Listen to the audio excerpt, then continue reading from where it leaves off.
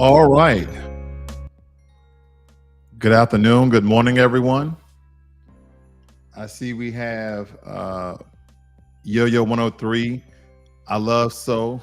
I I so love this young man. I want to see Greg Marcel Dixon win. I wish I could vote in South Carolina.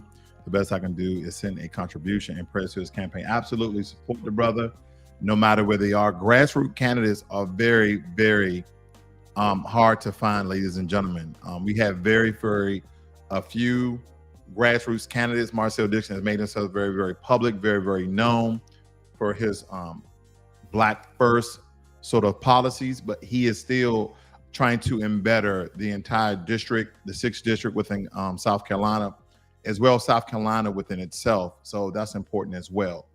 Now, before we get into the heart of the video, some things I want to point out here. We've been talking about a lot of volatile conversations here lately on Blacklogic, but I want to bring your attention to a gentleman's name, Randall Kennedy.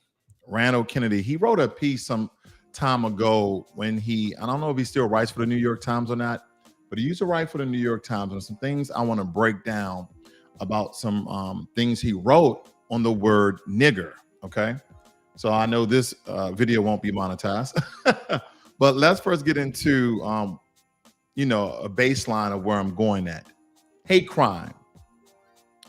Hate crime, typically one involving violence that is motivated by prejudice on the basis of ethnicity, religion, sexual orientation, or similar grounds, right? And then we get into hate speech, which has not been adopted by the American government by the way of freedom of speech. Okay, we have freedom of speech. People can call you whatever they want, but we know that's a denigrating, divisive, a discriminatory, racist word that has transformed throughout time. But in common language, hate speech refers to offensive discourse targeting a group or an individual based on inherent characteristics such as race, religion, or gender, and that may threaten social peace. Very important that we point that out, that it threatens social peace, okay? Now let's get into the article that Randall Kennedy wrote so long ago. What was it, 21 years or so? 22 years ago? And we're talking about the word nigger, okay? How should nigger be defined? And for the YouTube algorithms, I'm going to start using a euphemism, as in using the N word, okay? Is it a part of the American culture inheritance that warrants preservation? Why does the N-word generate such powerful reactions? It is a more hurtful racial epithet than insults such as kike, wop, wetback, mick, chink, and gook. I am wrongfully offending the sensibilities of readers right now by spelling out the N-word instead of using euphemisms such as the N-word. Should Blacks be able to use the N-word in ways forbidden to others? Should the law view N-word as provocation that reduces the culpability of a person who responds to it violently? Under what circumstances, if any, should a person be ousted from his or her job for saying the N-word? What methods are useful for depriving the N-word of destructiveness? In the page that follow, I will pursue these and related questions. I will put a tracer on the N-word reported on its use and assess the controversies to which it gives rise. I have invested energy in this endeavor because the N-word is a key word in the lexicon of race relations, very important, and thus an important term in American politics. It be ignorant of its meaning and effects it is to make oneself vulnerable to all manner of perils, including the loss of a job, reputation, a friend, and even one's life, okay? Then he kind of gets into the etymology of the N-word and where it kind of derived from, the Latin word meaning black, and of course, it amalgamated and transformed throughout the course of time. But we're going to skip that. You can definitely reference this. Excuse me, this is the Washington Post, not the New York Times, the Washington Post. I stand corrected. Nonetheless, the N-word has seeped into practically every aspect of American culture, from literature to political debates, from cartoons to song. Throughout the 1800s and for much of the 1900s as well, writers of popular music generated countless lyrics that lampoon Blacks in such songs as You See Here, where it's all over the place. Now, throughout American history, the N-word has cropped up in children's rhymes, perhaps the best known of which is "Any, miny, miny, mo, catch a nigger by the toe. If he hollers, let him go, any, miny, miny, mo." But there are also scores as well, including Nigger, nigger, never die. Blackface and shiny eye. That's during those minstrel shows that they used to have back during Jim Crow. Okay. And there is teacher, teacher, don't whip me, whip that N-word behind the tree. He stole honey and I stole money. Teacher, teacher, that wasn't funny. Or wasn't that funny, rather. Today on the internet, whole sites are devoted to N-word jokes as KKK Comedy Central Mice Traps N-word Joke Center, for instance. The N-word Ghetto Gazette contains numerous jokes such as the following. What do you call an N-word boy riding a bike? A thief. Why do N-word wear high heel shoes so their knuckles won't scrape the ground? What did God say when he made the first N-word? Oh, shit. What do N-word and sperm have in common? Only 1 in 2 million work. Okay. Why do decent white folks shop at N-word yard sales? To get all their stuff back, of course. What's the difference between a pothole and an N-word? You're a swerve to avoid a pothole, wouldn't you? How do you make an N-word nervous? Take him to an auction. How do you get an N-word to commit suicide? Toss a bucket of KFC into traffic. How do you keep N-words out of your backyard? Hang out in the front yard. How do you stop 5 N-words from raping a white woman? Throw them a basketball. So, of course, I'm not going to mark down every single thing here, but I'm, again, gathering that baseline of the amalgamation and transformation of the N-word so we can kind of lead into this video, family. It says the N-word has been a familiar part of the vocabularies of white highs and low. Has often been called in the calling card of so-called white trash, poor, disreputable, uneducated Euro-Americans. Absolutely. This is one thing I do agree with this article when he said Euro-Americans, right? Even though we call ourselves Black Americans, we no longer use the term African Americans here, family. Might want to do a deep dive on that. But we don't call the white power structure Euro-Americans, which they are. They are immigrants themselves, okay? But nonetheless, partly to distance themselves from the ilk, some whites of higher standing have aggressively forced some use of the N-word.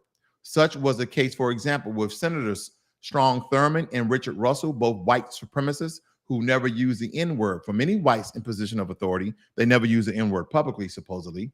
However, referring to blacks as N-words was once a safe indulgence, reacting to the news that Booker T. Washington had dined at the White House. Senator Benjamin Tillman of South Carolina predicted the action of President Roosevelt in entertaining that N-word will necessarily out killing 1,000 N-words in the South before they will learn their place again. Why is this important? Why is this prominent? Because I'm going to go over to the Department of Justice. I'm going to point out federal laws and statutes and some policies. So a lot of people would think there's a hate crime bill, an anti-hate crime bill that directly affects Black people, where it affects the whole of America, but it doesn't specifically speak for and give justice to Black Americans. But we have some court cases here. We have some codes, some legislations, blah, blah, blah. You don't really see anything that pertains specifically to Black Americans. Now, again, this is a federal government website. But then when I go down to federal hate crime policies, I see Attorney General memorandum on improving the Department of efforts to combat hate crimes and hate incidents. I also see the presidential moratorium condemning and combating racism, xenophobia, and intolerance against Asian Americans and Pacific Islanders in the United States. Also, the fact sheet, President Biden announces additional actions to respond to anti-Asian violence, xenophobia, and bias. So he followed up and gave stronger legislation to Asians for anti-hate. Now, we know that we've been hated in this land since we first arrived on the footstep on the shores back in 1526, if you understand your foundational Black American history. I digress. Now, there are some things I want to point out about, oh, excuse me, family. I'm missing one clip here. Give me 1 second here. That should have not been next. Give me 1 second here. Here we go. Sorry about that. Why is this important? Asians have an anti-hate crime bill, but Black Americans don't. And we've been hated, oppressed, suppressed, killed with immunity and impunity. It doesn't really matter, family, but 1 year of hate, that with these hopefuls were stating during the time of COVID that the rise in hate crimes against Asian Americans occurred. Again, I'm not opposing the anti-Asian hate crime bill, but I wanted to put reference and correlation to things that can occur when you give one group an anti-hate crime bill and you don't give it to the other group. That's because you act like a nigger, B-boy. All right?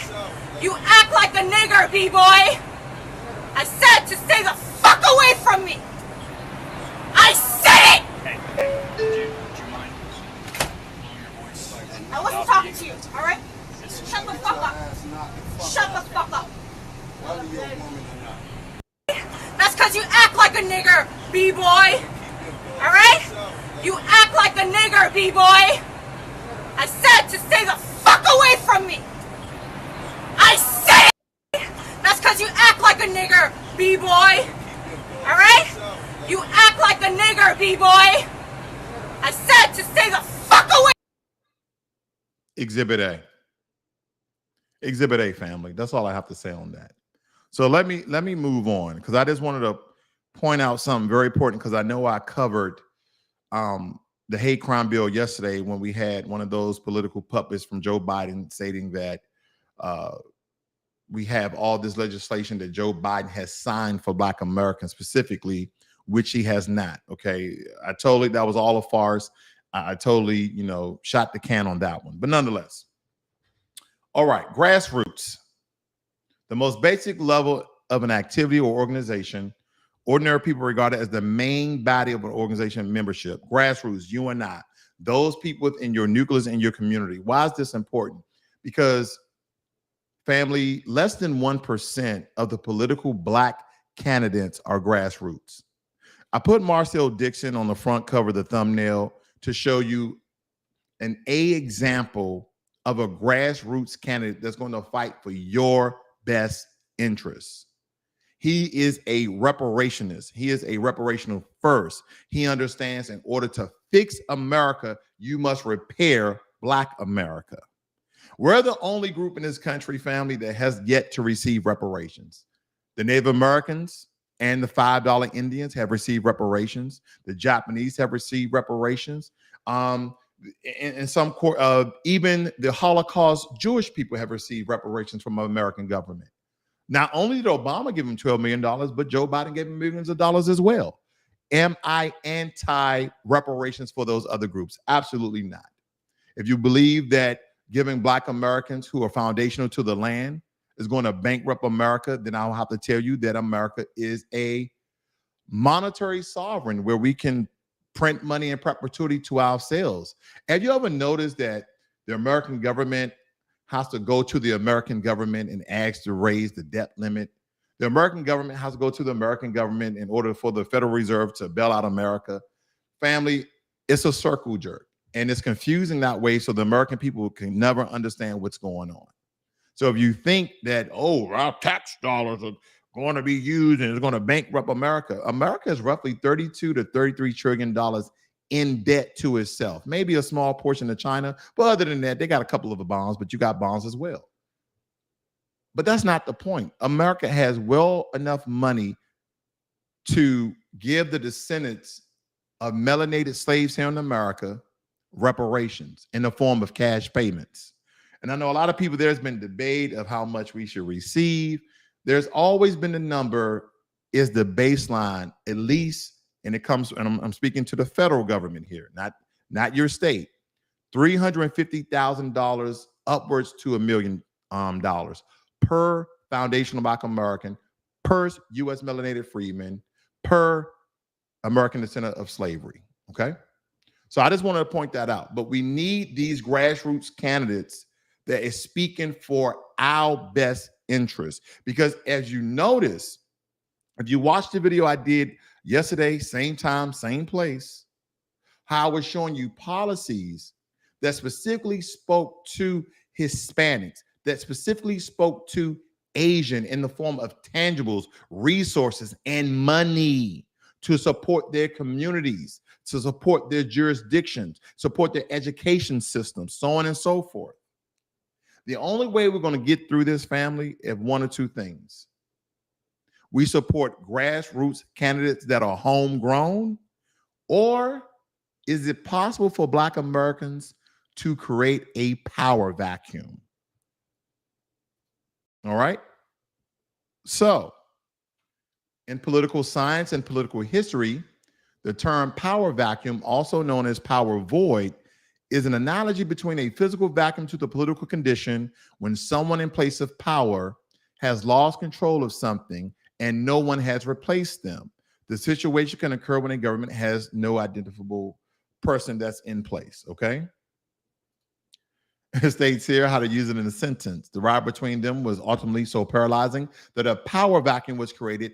Many of the opposition groups began competing for influence in the ensuing power vacuum. Other political movements, groupings, and parties moved to fill the power vacuum. How can Black Americans create a power vacuum? Is that good for America? Or should Black Americans care? I'm just asking questions right now. But when I think about the American government, when I think about other governments around the world, when it comes to Black countries, have they created power vacuums for their own personal gain? So, Exhibit A, the killing of Mahmoud Gaddafi. Now, it states here, Gaddafi, the disposed leader of Libya, was captured and killed on 20 October 2011 after the Battle of Sirte. Gaddafi was found west of Sirte after his convoys were attacked by NATO aircrafts. He was then captured by National Transitional Council Force and was killed shortly afterwards. Interesting. Did that create a power vacuum for Libya? Absolutely. Anytime you have the president, prime minister kill, capture, or die before their time, there is a power vacuum. There's a grasping of position and authority in order to now stabilize the country, but someone now to be in place. But what occurs is when it happens unexpectedly, it creates a small or large power vacuum. Now, Western countries have put in place these large totalitarian governments in order to decrease the amount of vacuum that may occur if one of the higher ups in the presidential gets murdered, killed, or assassinated. Okay. Now, I want to point out something. Bad idea, fear, and power vacuums. I'm just going to read this very, very quickly. It states here, variation of this idea popularized by Aristotle are a staple of U.S. political rhetoric, generally marshaled by those who argue that the United States should continue some foreign mission, usually a war or military occupation, less power their path to adversarial and decreased U.S. security. We are told, for example, that taking troops out of Syria will benefit Russia or Iran. Pulling small contingents of forces from West Africa will strengthen China as U.S. expense. Exiting Afghanistan will benefit Russia or China. Creates a power vacuum, does it not? Pundits also use vacuum fears more generally to warn against surrendering influence in the developing world. Chinese investment in Africa or in Asia via the Belt and Road Initiative is to exploit a vacuum that the United States should compete to fill. A potential U.S. military exit from the Middle East is said to risk leaving a vacuum that would be a gift to Putin. So as we look at some examples of a power vacuum, and then we see the sudden assassination of the Haitian president, how can Black Americans use power vacuum for their own gain? Well, unification or organization of the Black vote, if we vote at all. Because here's the thing, there are not enough Black grassroots candidates that are speaking on behalf of Black Americans, those who are foundational to the land, not those who just came over here from the Caribbean or Africa or Haiti and got their citizenship. I'm talking about those who lineage are here from America, okay? I'm going to be very specific when I say that. Now, when I thought about the power vacuum that occurred when the Haitian president got assassinated, I started thinking about resources, right? And you guys seen this before here on this channel, but Haiti has some of the world's largest deposit of resources that the Western world will absolutely love to get their hands on if they're not getting it already. oil and natural gas, gold, copper, and that's just a few here. There was a lot more on another page I had, but nonetheless, that kind of gives you a small example of the amount of resources that Haiti has. Let's go into some details here. The country occupies an area of 10,714 square miles, has a population of roughly 11 million inhabitants.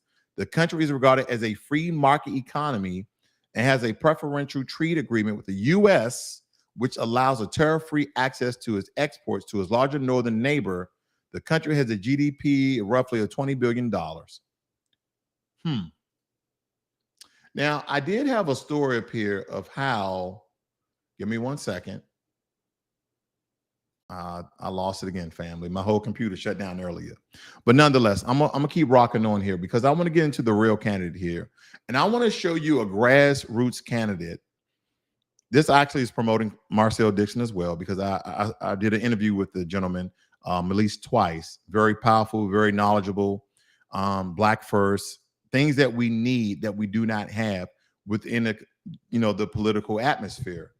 And again, he will even tell you, in order to fix America, you have to repair Black Americans, but he's also going to help the state of South Carolina, especially the 6th district, which him and Jim Crow Clyburn has been going back and forth. And I'm going to show you how people speak out against Greg Marcel Dixon.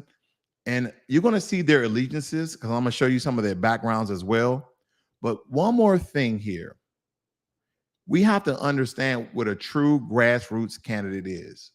They speak on your issues first.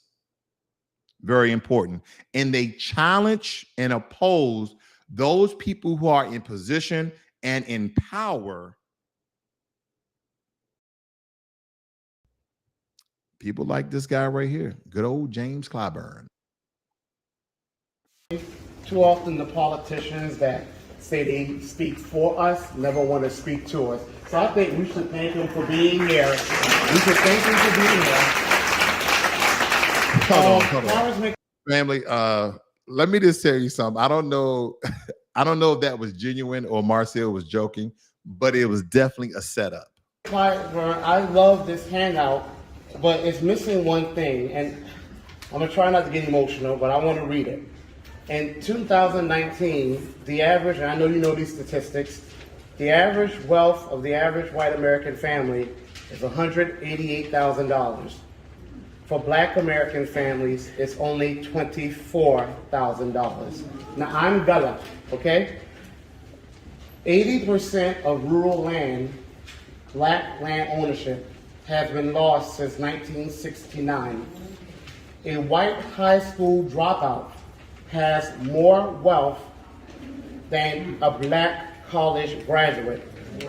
Per the Accountable USA and the Food and Research Action Center, your district and the district I've grown up in is the 6th poorest district in the United States of America. Which district? The 6th.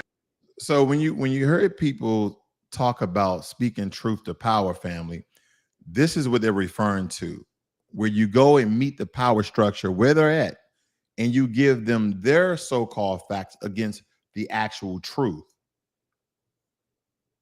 Just wanted to point that out. South Carolina District 6. Now, there's a quote, and maybe that's not true, but there's a quote. That's not true. There's a quote that says, "I do not," but they backed it up with census data. But there's a quote that says, "I do not." So when he gave Clyburn, when he gave James Clyburn the fact that South Carolina is the 6th poorest, is the poorest district in Carolina, and Clyburn said, "Oh, that wasn't true." He said, "No, they backed it up with census data," meaning that came from the government, in which you are I forgot the title that the guy has. Oh, the majority whip. That's what it is. Not buy the concept popular in the 1960s, which said we have suppressed the Black man for 300 years, and the white man is now far ahead in the race for everything our society offers. In order to even the score, we must now give the Black man a head start, or even hold the white man back to even the race. I don't buy that. I'll be damned if I pay for the sins of my forefathers. I don't feel responsible for the sins of my forefathers. I just feel responsible for now. Now, hearing that quote, y'all might think I'm talking about Donald Trump. No, that was Joe Biden. Now, Congressman, you said we know Joe and Joe knows us. And Joe Biden told us that he would have our backs. But since being in office, Joe Biden has signed executive action for Asian Americans and Pacific Islanders. He has signed executive actions for LGBTQ citizens. He has done executive action for Native Americans. But where's his executive action for Black Americans? Now, what a lot of people may not realize, I don't know, but I just learned this. Funny thing, Joe Biden got in office and he repealed a lot of stuff Donald Trump did. For a man who said he wasn't concerned with the sins of forefathers, he's sure repealing past sins of Donald Trump. But what about the biggest sin and the original sin this country committed, which was the brutal enslavement of my people, and after slavery, the race massacres, the violent discrimination that kept us in poverty, the land theft, okay? We, Black Americans, now, since 1865, Black Americans own only 0.5 wealth in America. Today, we own less than 3%. Since slavery, not much has changed. Joe Biden could easily do executive action and bring back the Freedmen's Bureau, whose job was to close all disparities between Black Americans, who are descendants of freedmen, and white Americans. Joe Biden, with just a stroke of a pen, can start a commission to study reparations and implement them.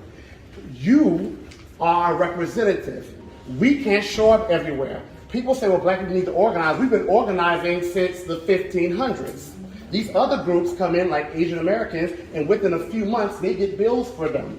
It's your job to speak up for us. So you said we know Joe and Joe knows us. I don't care what type of heart Joe has. I care about the policies Joe is going to pass. So why is it, Congressman Clyburn, that you do not support reparations and you do not push Joe Biden to at least... Ooh, burn. This is fiery. I love it. And this is how our political candidates should be speaking to those who are positioned and state that they for us, but they do nothing for us. They don't speak up for us, and they don't pass any legislation for us. Very important. Bring back the Freedmen's Bureau to close all disparities between white Americans and Black Americans. We talk about a crisis at the border. What about the crisis in Black America? That was the difference is the crisis in Black America was inflicted on us externally. America was built on our back, and we still hold this country up on our backs. It's broken every bone in our bodies, and yet it keeps up with our strength. Okay, well, can you please explain why you haven't pushed them then on executive action, specific policies for your people, Black Americans? That's my question, because I don't get it. What makes you think I haven't? Because we haven't seen it. I see you on the news, and you talk about every other issue, AAPI, LGBTQ. I watch you. I follow you just to see if you're going to mention Black American issues, and you don't. Have you ever heard of HR 40? Yes. HR 40, yes, that lacks direct cash payments and has no specific, that lacks direct cash payments. It lacks specific. You hear that? So James Clyburn tried to bring up something that he believes Black people will be, I don't know, food, that he's doing something for them by the way of HR 40. He said, and Marcel said, yeah, it lacks direct cash payment. It's a nothing burger. That's what he's stating. I'm gonna let it finish. Policies that Black Americans are supposed to get. It's just a study, but what policy is it specifying for us? When you start? We start with the minimum that Black Americans are supposed to get. Answer the question. Now, where would you start? I would start with the minimum, that a reparations policy for Black Americans. How do you know what the minimum is? I'm trying to answer your question. You gonna let me answer it? Where would I start? Tell me what the minimum is. The minimum, there's a book called From Here to Equality that you have a copy of because the Mystic Branch NAACP sent you a copy because I called your office. The minimum is explained in that book. At least $11 trillion, direct cash payments, land allotment, tax exemption, free education, the Freedmen's Bureau returning to close all disparities. That's the minimum. Okay. This country can't bring back all the people they've taken from us, but they can at least make a big down payment, like the $65 billion, give us our $65 trillion. Okay. I'm running out of Since space. my period is down I'm there. running out of space. Well, let's just say that good old Jim Crow James Clyburn did not have a rebuttal for that brother because he was only speaking truth to power. He was speaking facts. And a lot of times when we talk about our candidates, it's very hard to find a Marcel Dixon, but they're out there. Okay. Maybe you guys know some other people who are speaking on the reparations ticket, as well as empowerment and justice and other things that we are owed from this country. Now, I will say the latter is creating a power vacuum. I necessarily don't lean towards a power vacuum because, believe it or not, family, we have enough numbers to disable the government. And I don't mean in a physical manner. I mean when it comes to the power vacuum, that if Black Americans opted out of the voting, the voting structure, that we can create a power vacuum, because it's going to be a free for all. It's going to be a free for all because the Democrats, they depend on the Black vote each and every term, every 2 years, every 4 years.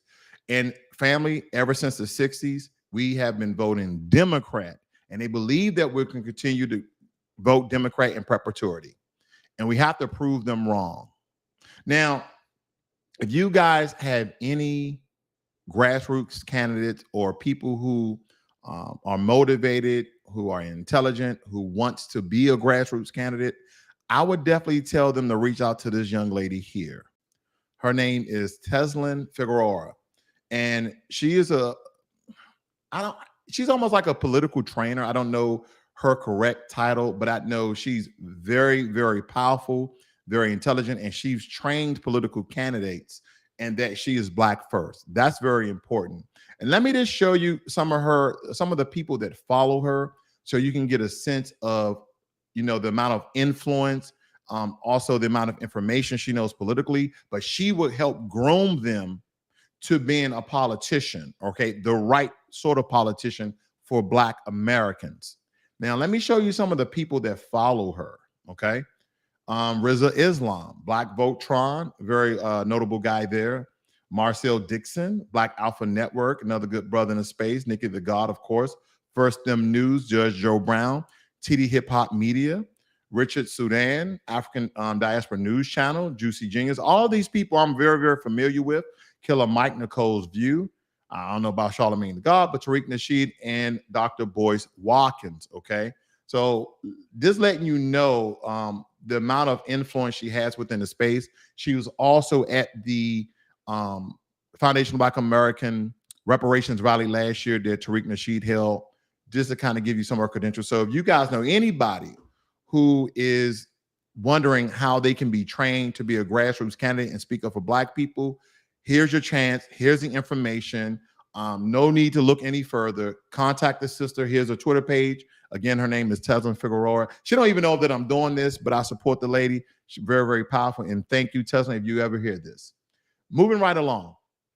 I decided to go to Marcel Dixon's Twitter page to kind of run down some things here. I think this is important that we see some truth and we see some falseness of how people either speak up or against Marcel Dixon, okay? Vote Marcel Dixon for Senate, South Carolina, because we don't need no more of this stuff. The Uncle Tom is not what it is, but Sambo sort of mentality, right?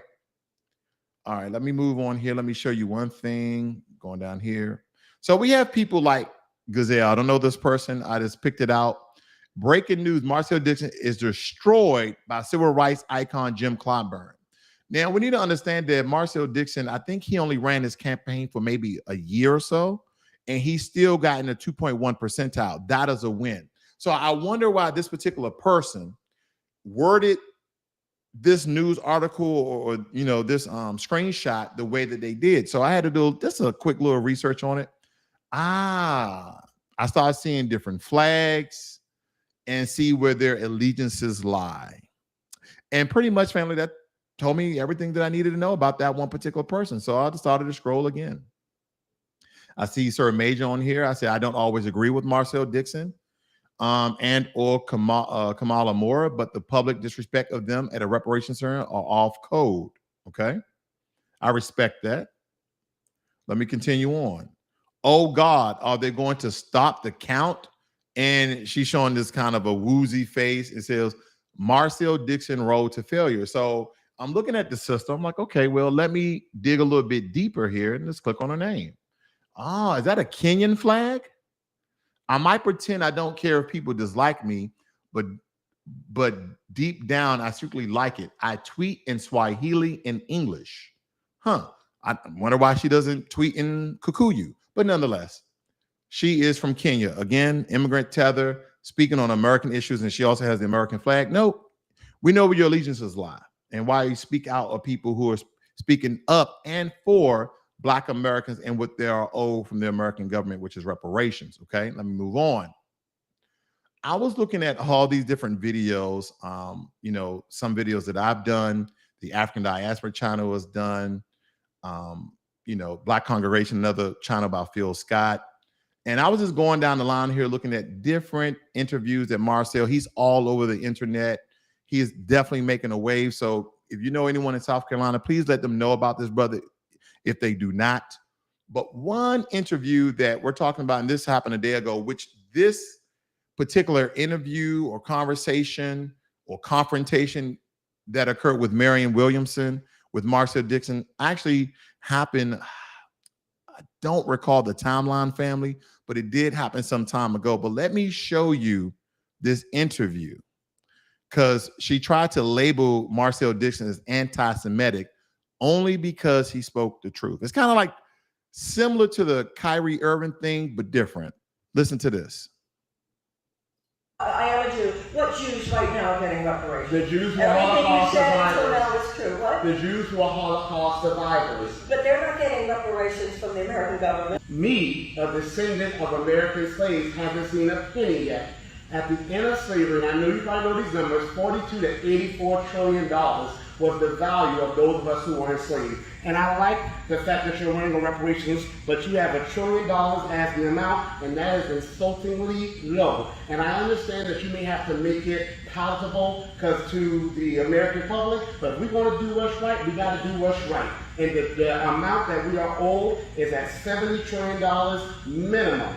If you just do $1 trillion, they said in the 20th century, Black Americans lost $400 billion in just land theft alone. That doesn't go to Jim Crow. That doesn't go to being left from the Homestead Act that gave white Americans $10 trillion and 300 acres. So I love the fact that we're running a reparations plan, but your plan is going to have to get those numbers right. It's got to be lineage based, and the money needs to go directly to us. Because when the Japanese Americans got their money, it didn't go to a council, it went straight to them. Those Holocaust survivors, that money goes straight to them. That's right. We deserve to have even more so. Yeah, so let me say a couple of things. First of all, I Now, how you said before this brother finished, right? I definitely need to point out some things to you guys if you guys not aware of what Marcel Dixon is talking about. And I spoke about this before.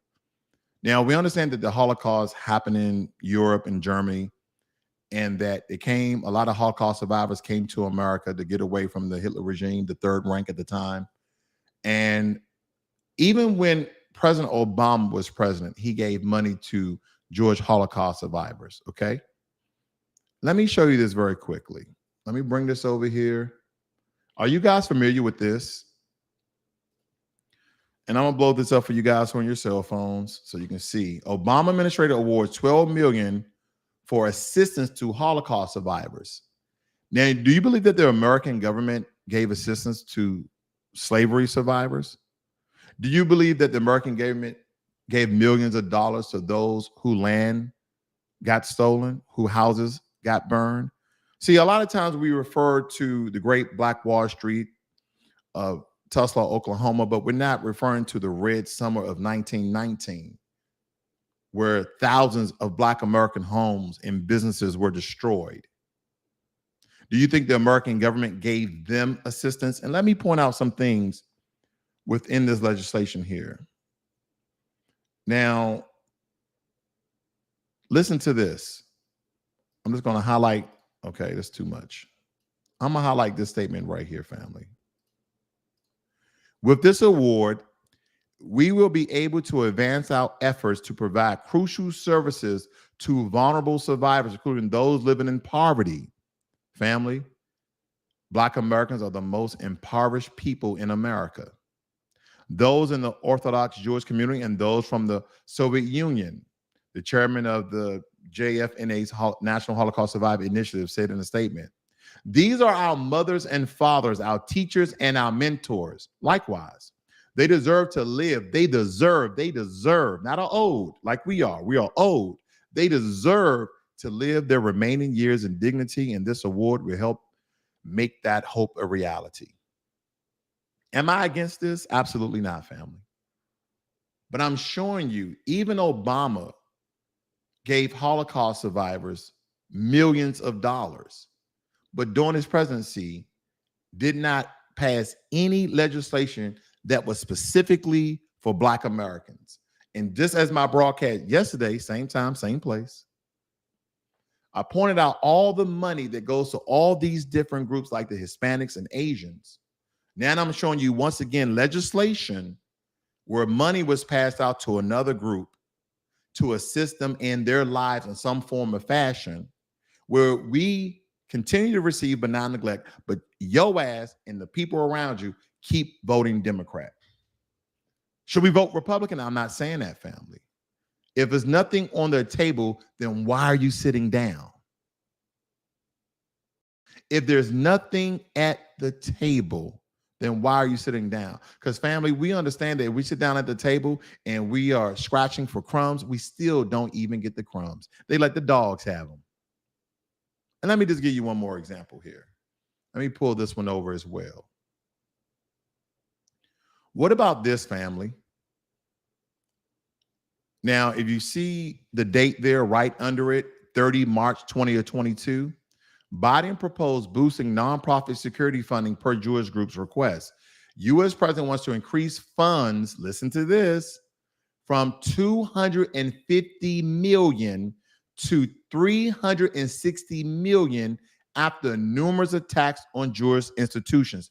Do you believe that the Biden administration, that the Obama administration gave all the Black churches money to support them on the numerous attacks throughout the years? Absolutely not. To repair some of the Black churches? Absolutely not. And if you think that all of this money is going to the George Orthodox congregations, then I would like to believe that's untrue. I believe that this is going into some organizations and funding and groups as well, and even personal accounts.